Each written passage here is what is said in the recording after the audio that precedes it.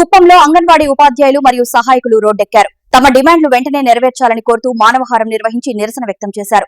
వేతనాల పెంపు, ఉద్యోగ భద్రత, పెండింగ్ బకాయిల చెల్లింపు వంటి కీలక సమస్యలపై ప్రభుత్వాన్ని అప్రమత్తం చేశారు. భారీ సంఖ్యలో పాల్గొన్న అంగన్వాడీలు న్యాయం చేయాలని నినాదాలు చేశారు.